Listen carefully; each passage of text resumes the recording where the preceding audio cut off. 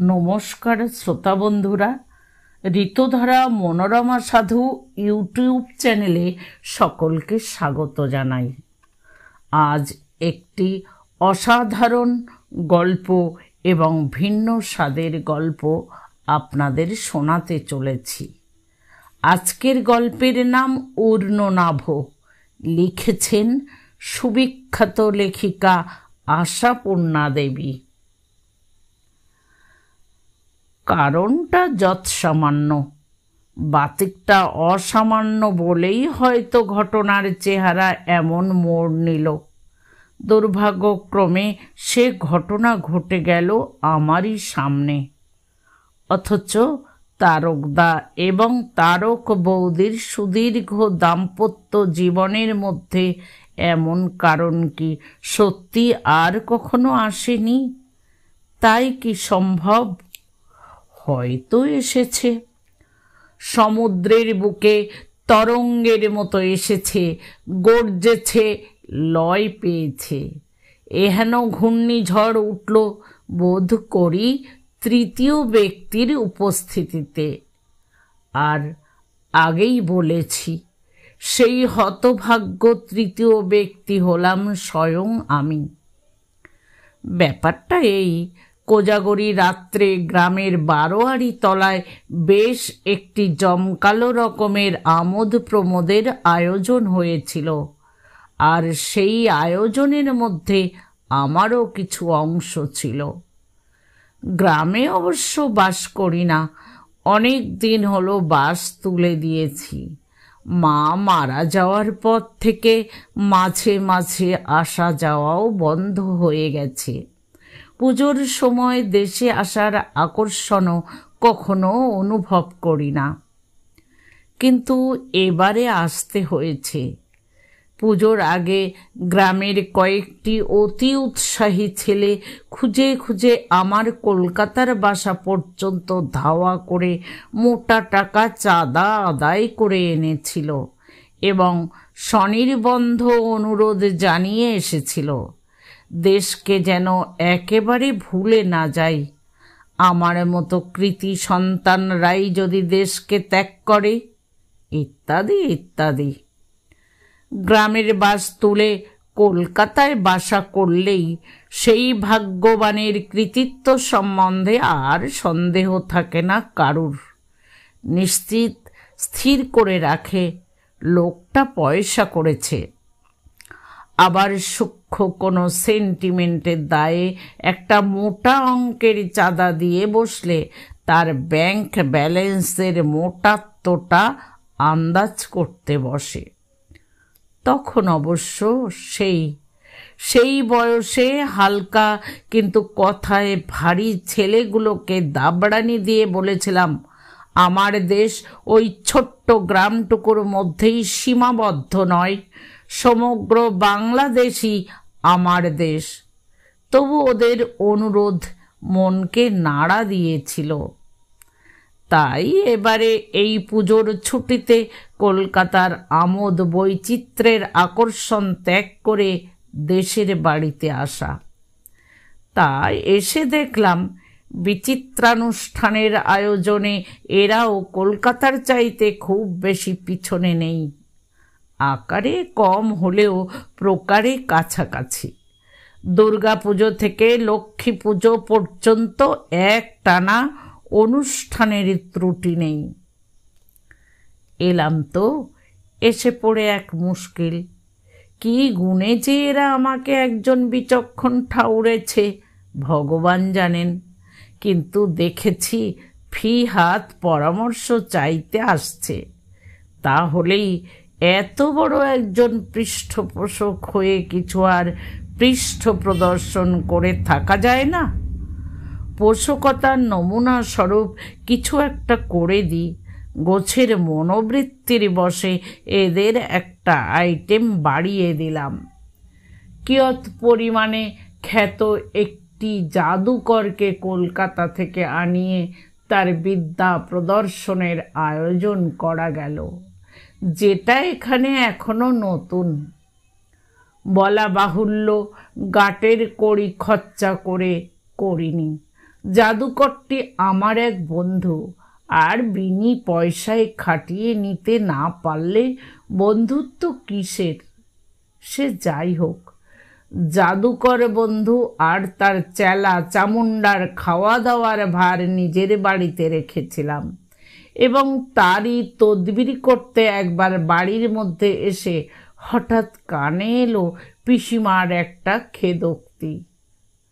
আমাদের তারকের বউয়ের কথা বলছি। আহা, এত যে কাণ্ড কারখানা হচ্ছে, সাতপাড়ার ঝি বউ ঝেঁটিয়ে আসছে, অথচ ছুরির কোনোখানে পা বাড়াবার হুকুম নেই। শুনে প্রথমটা এত হাসি পেল। স্নেহ এবং আক্ষেপবশত পিসিমা তারকদার বউ সম্বন্ধে যে সভ্য বিশেষণটি প্রয়োগ করলেন, সেটি যে যোগ্য প্রয়োগ হয়নি সে কথা বলা আবশ্যক। প্রায় মধ্যবয়সী একজন মহিলা সম্বন্ধে এহেন উক্তি, কিন্তু বাক্যার্থ শুনে চমকালাম। ছেলেবেলায় জানতাম বটে, সন্দেহ বাতিগ্রস্ত তারকদা বউকে সহজে কোথাও যেতে টেতে দেন না। এমনকি মনে আছে, আমি যখন ম্যাট্রিক পরীক্ষান্তে পরমানন্দে আড্ডা দিয়ে বেড়াচ্ছি, হঠাৎ একদিন মা ডেকে নিয়ে চুপি চুপি আদেশ দিলেন, দেখ বাপু, তুই ওই তোর জেঠিমার বাড়ি বেশি যাওয়া আসা করিস না, আর বড় হয়েছিস, তারক পছন্দ করে না। পছন্দ না করার মতো বড় হয়েছিলাম কিনা সেটা না বুঝলেও কথাটার মানে বোঝবার মতো বড় হয়েছিলাম। কাজেই বলা বাহুল্য, একটু আহতই হয়েছিলাম।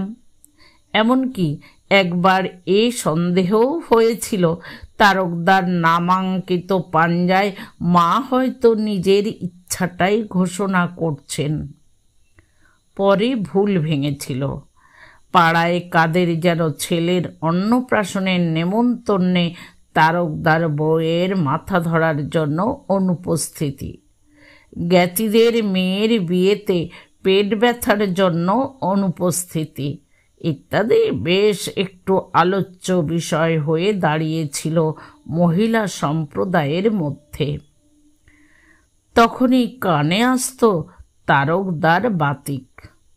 তারপর কত পারিপার্শ্বিকতার মধ্য দিয়ে এগোতে এগোতে পরমায়ুকে ছোট ছোট করে আনছি, কত পরিপক্ক হচ্ছি, কত অভ্যাসের পরিবর্তন ঘটাচ্ছি, কত নতুন নতুন অভ্যাসের সৃষ্টি করছি। কে বা কাকে মনে রেখেছে? ম্যাট্রিক পড়া সেই ছেলেটাকেই মনে করলে চিনতে পারি না, আর মনে হয় আর কেউ।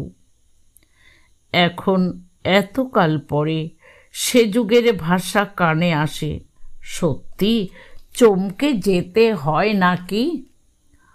আমার চাইতেও বয়সে 2-4 বছরের বড় একজন ভদ্র মহিলার প্রতি যে এমন শাস্তি প্রয়োগ করা চলে, এই ভেবেই অবাক হলাম। ডেকে বললাম, ব্যাপার কি পিসিমা, হঠাৎ কার জন্যে এত আক্ষেপ প্রকাশ? পিসিমা বললেন, আর কার, আমাদের তারকের বউয়ের কথা বলছি। তারক হতভাগার বাতিকের জ্বালায় কোনো চুলোয় যাবার জো আছে বউটার? সেবার চূড়ামণি যোগে গা শুদ্ধ মেয়ে বাস বেড়ে গিয়ে গঙ্গা স্নান করে এলো, ও যেতে পেল না, কত দুঃখ করল। বিরক্ত হয়ে বললাম, দুঃখ করে বসে থাকলে তার দুঃখ ঘোচে না পিসিমা। তারকদার বাতিকটাকে অত সম্মান না দেখালেই হয়, জোর করতে হয়। পিসিমা বোধ করি আমার এই পরিণত বয়সেও অপরিণত বুদ্ধির পরিচয়ে একটু সস্নেহ করুণার হাসি হেসে বলেন, তার নয়, তারক তাহলে রক্ষে রাখবে। এই যে কি তোদের ম্যাজিক হচ্ছে, সকল বৌঝি সংসারের কাজ নেথো করে সেরে কোন কাল থেকে মাঠে গিয়ে বসে আছে। কই, তারকের বউ একটু উকি দিকিনি, আস্ত রাখবে না। বললাম, তোমরা সঙ্গে করে নিয়ে গেলেও না। কে ভরসা করে নিয়ে যাবে বাবা? কই, এতদিন যে এত রকম হলো, দিয়েছে আসতে, মায়ের চরণে একটু পুষ্পাঞ্জলি দিতে নিজে সঙ্গে করে আসে, নিজে সঙ্গে করে নিয়ে যায়। বললাম, তা বেশ তো, এসব ক্ষেত্রেও তাই করলে পারেন। বুড়ো বয়সে এখনো এমন অদ্ভুত বাতিক। বাতিক কি আর বুড়ো যুব মানে রে? শুনে আবার হাসি পেল। সত্যি, সব কিছু মেনে নেবার কি অসীম ক্ষমতা এদের। এদের অভিধানে বোধহয় অসহনীয় বলে কোনো শব্দ নেই। ভাবলাম, রোসো, আজ তারকদাকে জব্দ করব, যতই হোক। আমাকে অবশ্যই কিছু বলতে পারবেন না। তাছাড়া যাব নেহাত অনভিজ্ঞের ভঙ্গিতে, দেখি কিভাবে অনুরোধ এড়ান। গেলামও তাই। গিয়ে দেখি তারকদা বাড়ি নেই। বিশেষ কোন দরকারে কোথায় গেছেন বুঝি। আমি ডাক হাঁক করতেই বৌদি বোধ করি নিতান্ত বাধ্য হয়েই বেরিয়ে এলেন। খুব সম্ভব গ্রামের ঠাকুরপোরা আমার মতো দুঃসাহস প্রকাশ করে না কখনো, কাজেই এমন বিপদের সম্মুখীন হতে হয় না তাকে। আমি দিব্য সপ্রতিভভাবে বলি, এ কি বৌদি, এখনো বাড়ি বসে, মাঠে যাননি? অনেক দিন পরে আমাকে দেখে এবং আমি বাড়ি বয়ে এসে তল্লাশ করছি দেখে বোধ করি বেশ একটু খুশি হন বৌদি। তাই ফিক করে হেসে ফেলেন, বলেন, না, মাঠে চড়া অভ্যেস নেই। তা মাঠ হাজার মাঠ নেই চাঁদের হাট। চলুন চলুন, এরপরে আর জায়গা পাবেন না। চললাম। আমি নইলে আর যাবে কে? ছেলে মানুষ আর কাকে বলে? খুব অবোধের ভানে বলি, তার মনে? আপনি কি মনে করছেন এসব ছেলে ভুলানো ম্যাজিক? পিসি সরকারের চেলা ও পিসি সরকার, জানেন তো, যে সারা পৃথিবী ম্যাজিক দেখিয়ে বেড়াচ্ছে। তার কাছে ওর শিক্ষা, ওর ম্যাজিকও দেখবার মতো। আরে ভাই, জীবনভরই তো ম্যাজিক দেখছি। হেসে ফেলে বলি, বেশ তো, একবার না হয় ম্যাজিক দেখাবারই ভূমিকা নিন না। আপনাদের বিধাতা প্রদত্ত নামই তো জাদুকরি, তাই না? ম্যাজিশিয়ানরা লোকের পকেট থেকে ঘড়ি ওড়ায়, আঙুল থেকে আংটি ওড়ায়। আপনি রান্নাঘরের মধ্যে থেকে তারকদার বউটিকে উড়িয়ে ফেলুন না, তিনি এসে স্তম্ভিত, বিস্মিত, হতচকিত। বৌদি হেসে উঠে বলেন, বলে যাও, বলে যাও। ক্ষিপ্ত, উন্মত্ত, প্রহারোদ্যত, আর কি? হতভাগা পুরুষ জাতিকে যতটা কালো তুলি দিয়ে আঁকতে পারেন। ধরুন, আপনি আমার সঙ্গে গিয়ে নারী সমাজে মিশে বসে পড়লেন। সেখানে গিয়ে তো আর উনি ডাক হাঁক করতে পারবেন না। তারপর তারপর ঘরের ভাত বেশি খরচ। আহারে, অবোধ বালক, জগতের কিছুই জানলে না। আমি কি একটা বলতে যাচ্ছিলাম, হঠাৎ পিছন থেকে কাঁধে তারকদার হাতের স্পর্শ পেলাম। হ্যাঁ হ্যাঁ, কাঁধেই, ঘাড়ে নয়। সে কথা ভাবলে বড্ড অবিচার করা হবে তারকদার ওপর। ভালোবেসেই কাঁধে হাত দিয়েছেন। তবে আশ্চর্য, কিরকম যে নিঃশব্দ পদসঞ্চারে এসেছেন। কি ভাগ্যি গিন্নিটিকে আমার সঙ্গে নির্জনালাপে মগ্ন দেখেও খুব বেশি বিচলিত হননি। বোধ করি পাড়ার ঠাকুরপোদের চাইতে আমার প্রতি একটু উচ্চ ধারণার বশেই এ উদারতা। বললেন, কতক্ষণ? এই তো বৌদিকে তাড়া দিয়ে বাড়ি থেকে টেনে নিয়ে যেতে এসেছি, এখনো বাড়ি বসে, আর দেরি করলে কিন্তু জায়গা পাওয়া দায় হবে। তারকদা একবার বৌদির দিকে কটু দৃষ্টি হেনে বলেন, যাওয়াটা কোথায়? কি আশ্চর্য, বারোয়ারি তলায়, আবার কোথায়? তারকদা এক টুকরো উচ্চাঙ্গের হাসিতে আমাকে নস্যাৎ করে দিয়ে বলেন, দূর দূর, বারোয়ারি তলায় ভদ্রলোকের মেয়েরা যায়? কি সর্বনাশ, বলো কি তারকদা? পাড়ার লোকের কানে উঠলে যে মানহানির দায়ে পুলিশে দেবে তোমাকে। কোনো বিশিষ্ট ভদ্র কন্যাদের আর ওখানে আসতে বাকি নেই। এলে কোন দিক দিয়ে? এলাম তো ওখান দিয়েই, হাটের হট্টগোল হচ্ছে বটে। একটিও ভদ্রমহিলাকে দেখলে না? তারকদা উত্তর দেবার আগেই হঠাৎ বৌদি হেসে উঠে বলেন, তা হয়তো দেখে থাকতে পারেন, কিন্তু আমার মতো সুন্দরী নিশ্চয়ই একটিও দেখেননি। কি বলো গো, দেখেছ? তারকদা ক্রুদ্ধ কণ্ঠে বলেন, ওই জন্যেই তো।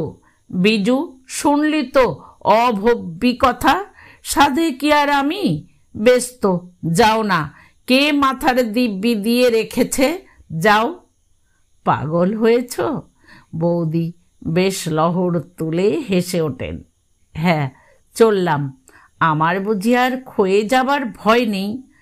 আমি গিয়ে দাঁড়ালে ও তোমাদের ম্যাজিক ফ্যাজিকের দিকে কি আর দৃষ্টি থাকবে কারুর?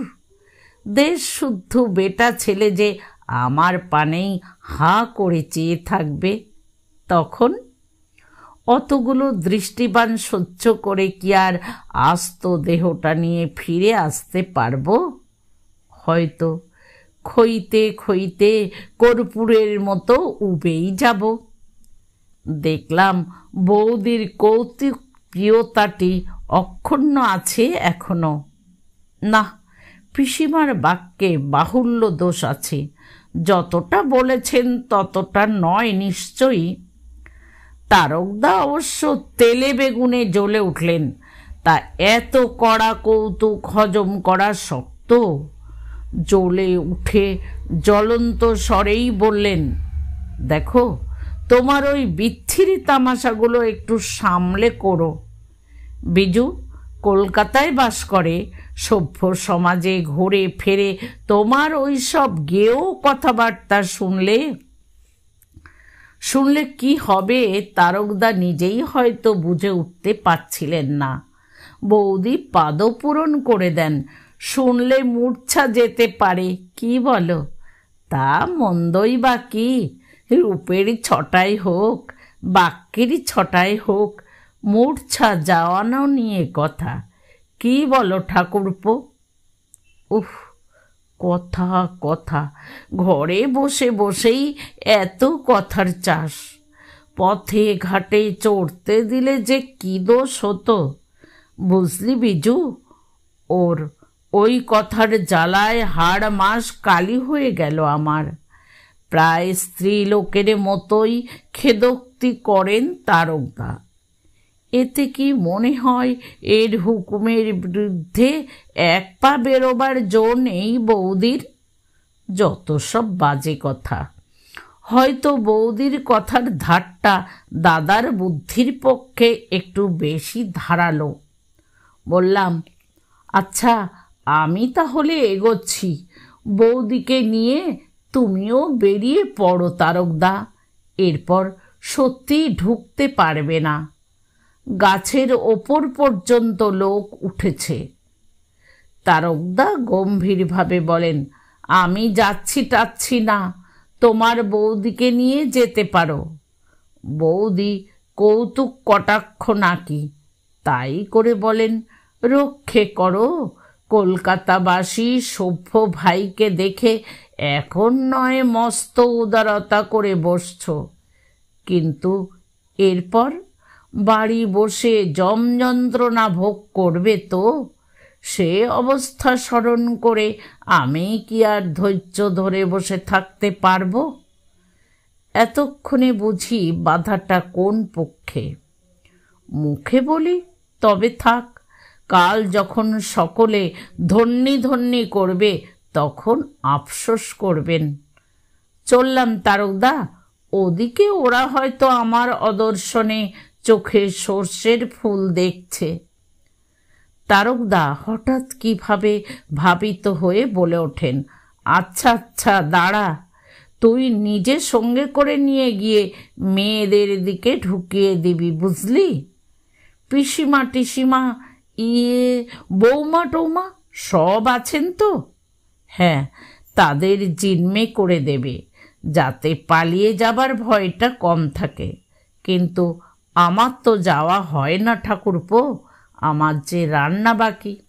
ধ্যাত্তারি, নিকুচি করেছে রান্নার, কুড়ের সর্দার, এখনো রান্না হয়নি।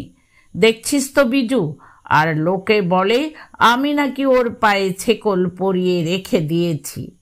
তোরাও তাই ভাবিস? বৌদি গালে হাত দিয়ে বলেন, ও মা, সে কি, পায়ে ছেকল? ছি, কে বলেছে এ কথা? কেন, এই তো রাস্তায় নন্দখুড়ির সঙ্গে দেখা, তোমার দুঃখে গলে গেলেন একেবারে। আহা, বউটা কিছু দেখতে পায় না, ওরও তো মনীষীর শরীর, সাধ ইচ্ছে কি হয় না? শোনো, এই আমার তো মনীষীর শরীর, কই ধেই ধেই করে হুজুগে মেতে বেড়াবার ইচ্ছে তো হয় না। যাগ্গে, তুই নিয়ে যা বিজু। প্রমাদগণি, মনে হয় দরকার নেই বাবা। না বাপু, তোমাদের এসবের মধ্যে আমি নেই। ইচ্ছে হয় তুমি নিজেই নিয়ে যেও। বলতে এসেছিলাম দেরি করে গেলে সুবিধে করতে পারবে না, তাই বলে পালিয়ে আসি। তারপর বহু ব্যাপারের মধ্যে পড়ে তলিয়ে যাই একেবারে, মনেও থাকে না এসব কথা। রাত্রি 1:30 পর্যন্ত এদের অনুষ্ঠান চলল। ম্যাজিকের পর গান, গানের পর হরবোলা, ইত্যাদি ইত্যাদি। ভাঙতে ভাঙতেই জলস্রোতের মতো জনতার স্রোত। যখন ভিড় একেবারে পাতলা হয়ে গেছে, উদ্যোক্তারা জাল গোটাবার তালে হানফান করে বেড়াচ্ছে, তখন একটি ছেলে এসে বললে, একজন বউ আপনাকে খুঁজছেন। বউ? শুনে তো অবাক, নিজের বউকে তো অনেকক্ষণ আগে পার করে রেখে এসেছি, এতক্ষণে বোধ করি এক ঘুম হয়ে গেল তার। আবার কার বউ আমায় খুঁজে বেড়াচ্ছে? গিয়ে দেখে আরও অবাক, আর কেউ নয়, তারকদার বউ। স্টেজের পিছন দিকে একটা বাঁশের খুঁটির কাছে দাঁড়িয়ে আছেন। কি সর্বনাশ, ইনি এখানে এ সময় একা? বলি, কি ব্যাপার বৌদি? বৌদি উদ্বিগ্ন মুখে বলেন, তোমার দাদাকে ওর মধ্যে দেখলে? কে, তারকদা? কই না তো, এসেছিলেন নাকি? এসেছিলেন বই কি, কি মতি হলো, তুমি চলে আসার পর একরকম জোর করেই নিয়ে এলেন আমায়। বললেন শেষ হয়ে গেলে এই দিকে দাঁড়িয়ে থাকতে, ঘুরে এসে কাঁঠালতলা দিয়ে নিয়ে যাবেন। সেই হিসেবে দাঁড়িয়ে আছি। তা কই, তুমি ভিড় ভাঙার সময় দেখেছ ভালো করে? কোনোখানে বসে ঢুলছেন না তো? না না, শতরঞ্জি টঞ্জি তো গুটিয়ে ফেলা হলো, ভুলে চলে যাননি তো? ভুলে? বৌদি একটু হাসলেন, বললেন, চলেই গেছেন দেখছি, তবে ভুলে নয়, বোধহয় ইচ্ছাকৃত। খুব সম্ভব আমাকে বসিয়ে দিয়ে চলে গেছেন, আর ইচ্ছে করে এতক্ষণ যম যন্ত্রণা ভুগছেন। যাক, তুমি একটু কষ্ট করো ভাই, পৌঁছে দেবে চলো। সত্যি বলতে এ অনুরোধে একটু দ্বিধায় পড়ে গেলাম। এত রাত্রে একা আমার সঙ্গে বউকে ফিরতে দেখে খুব যে খুশি হয়ে উঠবেন তারকদা এমন তো মনে হয় না। বললাম, তার চেয়ে এক কাজ করুন না, পাড়ার কোনো গিন্নি টিন্নিকে এখনো বোধহয় রাস্তায় পাবো, তাদেরই কাউকে বলে দিই তার সঙ্গে। বৌদি 2 হাত জোড় করে বলেন, মাপ করো ভাই, পাড়ার গিন্নিদের সামনে আর অপদস্থ হতে চাই না। তাছাড়া তারা তো আগুনে কাঠ জোগাবার সুযোগই খুঁজে বেড়ান। তুমি চলো, তোমারই ওপর বরং একটু ছেদ্দা আছে ওনার, দেখতে পাই। তবে চলুন বলে পা চালাতে শুরু করে কৌতূহলের বশে বলি, আচ্ছা তারকদা এরকম করলেন কেন? কি জানি ভাই, নির্বোধ লোকেরা যে কি ভেবে কি করে। স্তব্ধ হয়ে গেলাম। সারা পথ আর কোনো কথা হলো না। নির্বোধ লোকেরা যে কি ভেবে কি করে জানতে পারলাম তারকদার দরজায় এসে। কড়া নেড়ে নেড়ে ধৈর্যের শেষ সীমায় এসে যখন দরজায় দমাদম ধাক্কা দিতে শুরু করেছি এবং আশেপাশের জ্ঞাতি গোষ্ঠীরা উৎকর্ণ হয়ে উঠেছেন অনুমান করছি, তখন সহসা দোতলার জানলা খুলে গেল এবং কটু তিক্ত কর্কশ প্রশ্ন কানে এলো, কে? নেমে এসো না, দরকার আছে, দোরটা খোলো। ভাবছি দোর খুললেই তার প্রচণ্ড ঘুমের সম্বন্ধে একটি বক্তৃতা দেব, কি না তখন উত্তর এলো, আমার কোনো দরকার নেই, যা দরকার সকালে এসে বলো। রাগে আপাদ মস্তক জ্বলে গেল, কড়া কড়া কথা মুখে এলো। তবু রাত দুপুরে আর দৃশ্যের অবতারণা না করে বললাম, সকালে আমি কলকাতার পথে, দরকার আমার নয় তোমারই। বৌদিকে ফেলে রেখে চলে এলে। বোধ করি এই সূত্রটুকুই খুঁজছিলেন। সেই দোতলার জানালা থেকেই চিৎকার শুরু হলো, বৌদি? কার বৌদি? কার কথা হচ্ছে? এ বাড়ির বউরা রাত্রি 2টো পর্যন্ত রাস্তায় ঘাটে ঘুরে ইয়ারবন্দু নিয়ে বাড়ি ঢোকে না। এ বাড়ি থেকে কেউ কোথাও যায়নি। এরকম ইতর কথায় রক্তটা যতটা গরম হবার তা হলো। তবু মাথা ঠান্ডা করে বৌদিকে বললাম, আর লোক হাসাবেন না বৌদি, চলুন আপাতত আমাদের বাড়িতেই গিয়ে শুয়ে পড়বেন, চলুন, সকালে যা হয় করবেন। বৌদি ধীরে ধীরে বলেন, সে হয় না ভাই, তোমার সামনে এ মুখ দেখাচ্ছি, কিন্তু তোমার বউয়ের সামনে পারবো না। কিন্তু উনি তো প্রতিজ্ঞাবদ্ধ হয়ে আছেন, দোর খুলবেন না, করবেন কি? খোলাতেই হবে ভাই।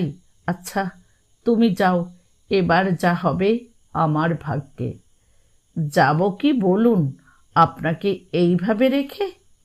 ভয় নেই ঠাকুরপো, মনের ঘেন্নায় ডুবে মরতে যাব না। কতক্ষণ দাঁড়াবে তুমি? শুনলাম 5টার গাড়িতে যেতে হবে তোমাকে। তা হয় না, আপনাকে বাড়ি না ঢুকিয়ে দিয়ে গিয়ে আমার যাওয়া অসম্ভব। দেখি অধ্যবসায়ের পরীক্ষা। শুরু হয় পরীক্ষা। তারকদাকে গুলি করে মারবার সাধু ইচ্ছে দমন করে আবার দৌড় ঠেলি, আবার কড়া নাড়ি, অনুনয় বিনয় করতে থাকি। অবশেষে দরজা খোলে। খোলা দরজার 2 কপাটে হাত রেখে তারকদা বজ্র নিনাদে যে প্রতিজ্ঞা বাক্য উচ্চারণ করেন, সে কথা উচ্চারণ করা অপর কারুর পক্ষে সম্ভব নয়। মোট কথাটার ভাবার্থ এই, যে স্ত্রী রাত 2টো পর্যন্ত বাইরে ঘুরে বেড়ায়, লজ্জার মাথা খেয়ে পরপুরুষের সঙ্গে বাড়ি ফেরবার সাহস করে, সেরকম স্বেচ্ছাচারিণী স্ত্রীর সঙ্গে তারকদার কোনো সম্পর্ক নেই।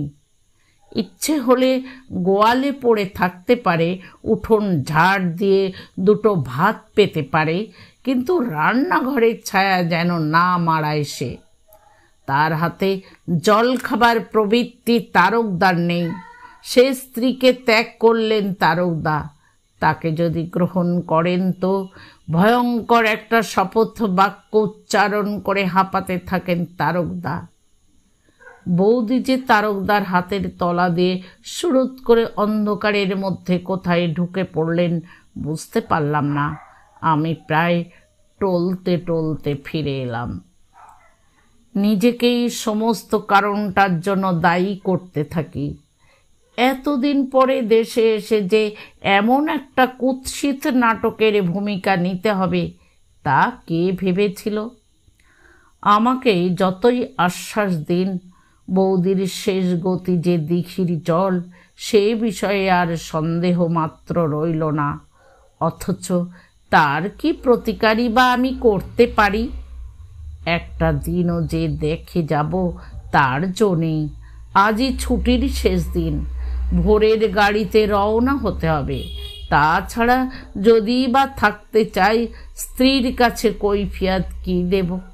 না, তার কাছে এ গল্প করা যায় না। মেয়েদের কাছে মেয়েদের এতখানি পরাজয়ের কাহিনী প্রকাশ করতে পৌরুষে ঘা লাগে। তারকদার মনস্তত্ত্ব বুঝি নির্বোধের মনস্তত্ত্ব।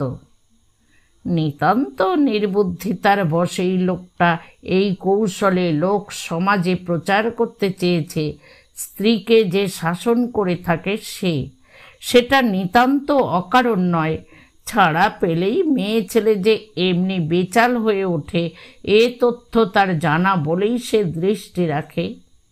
এখন সত্যি মিথ্যে দেখুক লোকে, কিন্তু নার্ভাস লোকটা শেষ পর্যন্ত নিজেকে আয়ত্তে রাখতে পারল না। কেঁচো খুঁড়তে সাপ বার করে বসল। কেবল বৌদির আত্মহত্যার সংবাদটি ছাড়া এ কাহিনীর আর কোনো উপসংহার থাকার কথা নয়।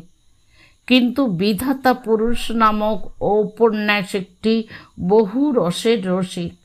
তার রচিত কাহিনীর প্লট আমাদের কলমের সঙ্গে মেলে না। সে প্রমাণ পেলাম আবার মাস আষ্টেক পরে দেশে আসার স্পৃহা মাত্র ছিল না। আনিয়ে ছাড়লেন পিসিমা বাড়াবাড়ি রোগ করে। আবার চিঠির মারফত এমন ইচ্ছেও ব্যক্ত করলেন যে আমার চাঁদ মুখখানি একবার না দেখে তার মরেও শান্তি নেই। অগত্যাই আসতে হলো। কি ভাগ্যি!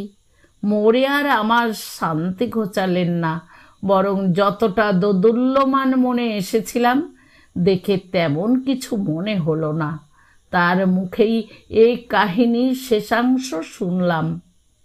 সেই বিরক্তিকর ঘটনার পর অনেকটা তারকদার ওপর নৃশংস প্রতিশোধের বশেই একান্ত কামনা করেছিলাম আত্মহত্যাটা যেন অবশ্যই ঘটে, এবং সেই অপঘাত মৃত্যুর সংবাদটার প্রতীক্ষা করতে করতে হতাশ হয়ে একসময় ভুলেই গিয়েছিলাম সমস্ত ব্যাপারটাকে। এখানে এসে কথায় কথায় ওদের কথা উঠল। শুনলাম বৌদি যতই সাবধান হতে চেষ্টা করুন, লোক জানাজানি হতে কিছু বাকি ছিল না সেদিন। বারোয়ারি তলার কল্যাণে পাড়ার কোনো বাড়িতেই কেউ তখন নাকি নিদ্রাভিভূত ছিলেন না। কেউ সবে এসে শুয়েছেন, কেউ হাত পা ধুয়ে শোবার উদ্যোগ করছেন। কাজেই তারকদার উদাত্ত কণ্ঠ শোনবার সুযোগ হারাননি কেউ। গভীর রাত্রির স্তব্ধতার উপর প্রত্যেকটি শব্দ কেটে কেটে বসেছে এবং তাদের মনের প্রস্তর ফলকেও কেটে বসে পড়েছে। হাত দিয়ে মুছে ফেলবার উপায় রাখেনি। কাজেই পাড়ার বয়োজ্যেষ্ঠারা রায় দিয়েছেন, তারক যখন মা ডেকে দিব্যি গেলে বউকে ত্যাগ করেছে, তখন কোনো ছলেই আর সে বউকে গ্রহণ করা চলে না। অতএব তদবধি ঘরে আর ওঠেননি বৌদি, গোয়ালেই অবস্থান করছেন। তারকদার সঙ্গে বাক্যালাপ নেই, থাকবেই বা কী করে? সম্বোধন সমস্যাটা যে খোঁজবার নয়। গোয়ালে উনুন পেতেছেন, রান্না বান্না সেখানেই চলে। ধর্মের সাক্ষী একটা নাকি বামুনদের ছোড়াকে রেখেছেন রাঁধতে, সে শুধু তারকদারকে ঠকানো।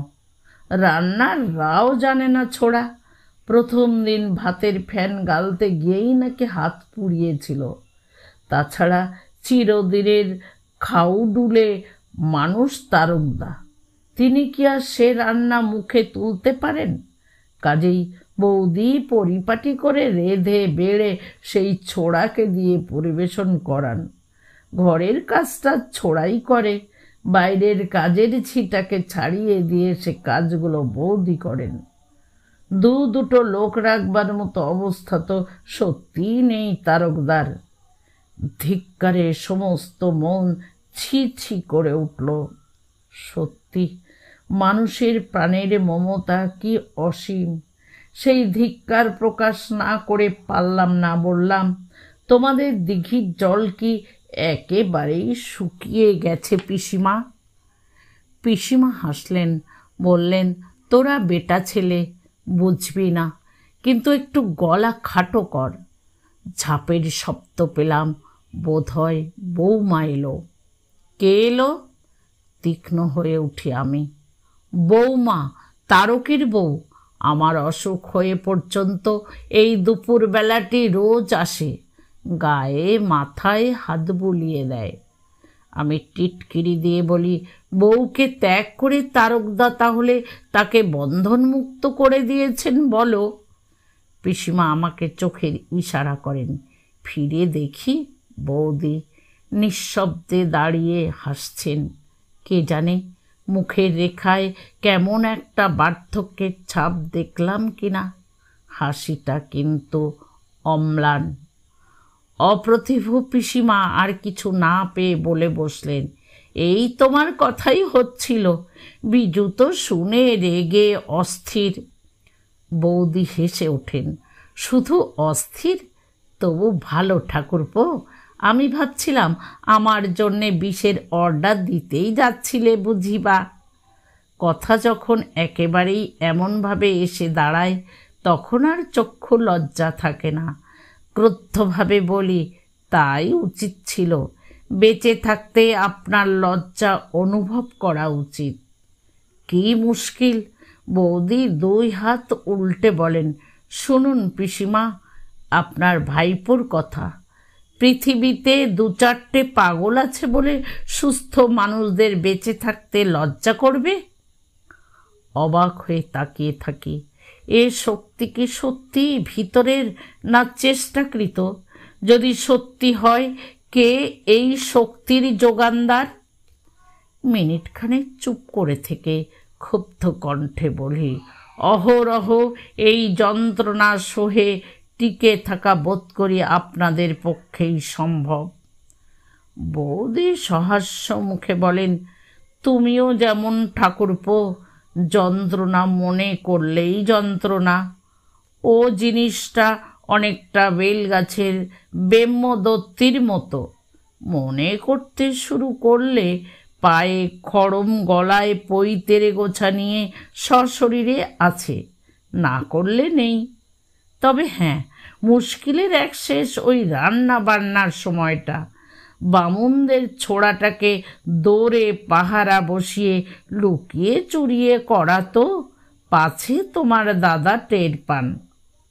আমি তাচ্ছিল্য ভরে বলি, বাঙালকে আর হাইকোর্ট দেখাবেন না বৌদি? রান্না খেয়ে টের পান না? বৌদি প্রসন্ন হাস্যে বলেন, তা কি জানি, হয়তো পান। তবু একটা আবডাল তো রইল। প্রকাশ হয়ে পড়লে যে খাওয়া ঘুচে যাবে, মান্যে বাঁধবে বাবুর। বিস্ময়ে প্রায় বাকরোধ হয়ে যায় আমার। বলি, ওর সেই মান্য বজায় রাখবার জন্যে আপনার এই কৃষ্ট সাধন, অথচ যে আপনার মান মর্যাদা কিছুই। কিন্তু থাক সে কথা। তবে দিব্যি টিব্যি সবই যদি এত মানেন, এই লুকোচুরিতে পাপ হচ্ছে না আপনার? বৌদি পিসিমার পাশে স্বচ্ছন্দে বসে পড়ে অবলীলাক্রমে উত্তর দেন। পাপ আবার হচ্ছে না? খুব হচ্ছে। কত জন্মের মহাপাতকের ফলে ওর হাতে পড়েছি, আবার এ জন্মে এই পাপ কুড়োচ্ছি। কিন্তু কি করব বলো? খাওয়ার কষ্ট যে তোমার দাদা মোটে সহ্য করতে পারেন না। রান্না পছন্দ না হলে খাওয়াই হয় না সেদিন। অন্য কারুর হাতে পড়লে কি আর ওর শরীর টিকবে? বন্ধুরা, গল্পটা অবশ্যই কিছু শিক্ষা দেয়। এই গল্পটি এখানেই শেষ করলাম।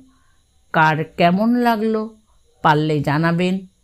আর যারা প্রথম থেকে শেষ পর্যন্ত থাকলেন তাদেরকে অনেক ধন্যবাদ। ভালো থাকবেন। দেখা হবে ঠিক আগামীকাল বিকেল 5টায় ঋতুধারা ইউটিউব চ্যানেলে।